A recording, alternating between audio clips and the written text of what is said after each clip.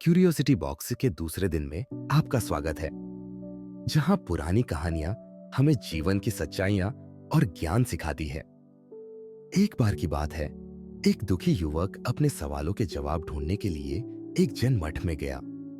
उसने अपनी पूरी जिंदगी सफलता, धन और दूसरों की स्वीकृति पाने में लगा दी, लेकिन फिर भी उसे कभी सच्ची खुशी नहीं मिली। जब वह मठ पहुंचा तो उसने देखा कि जैन मास्टर एक चेरी ब्लॉसम के पेड़ के नीचे बैठे थे और हवा में उड़ती फूलों की पंखुड़ियों को देखकर हंस रहे थे। युवक ने झुककर प्रणाम किया और बोला, मास्टर, मैंने बहुत मेहनत की है और बहुत कुछ पाया है, लेकिन खुशी मुझसे हमेशा दूर रहती है। कृपया मुझे बताइए कि खुश कैसे रहा जाए। जैन मास्टर मुस्कुराए और उसे एक प्याला पकड़ाते हुए बोले, ठीक है, लेकिन पहले इस प्याले में नदी से पानी भरकर लाओ।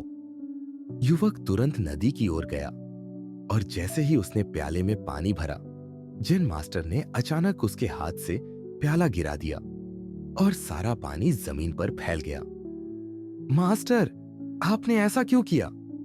युवक ने हैरानी से पूछा। जैन मास्टर हंसे और बोले, क्योंकि जीवन भी ऐसा ही करता है। चाहे तुम कितना भी प्रयास करो, सफलता, पैसा या रिश्ते हमेशा तुम्हारे पास नहीं रह सकते। जीवन इन्हें किसी न किसी तरह छीन ही लेता है, और अगर तुम्हारी खुशी इन्हीं चीजों पर निर्भर करती है तो तुम हमेशा चिंता और दुख में ही रहोगे। युवक चुपचाप खड़ा होकर इस बात को समझने की कोशिश करने लगा। तभी मास्टर ने गिरती हुई चेरी ब्लॉसम की पंखुड़ियों की ओर इशारा किया।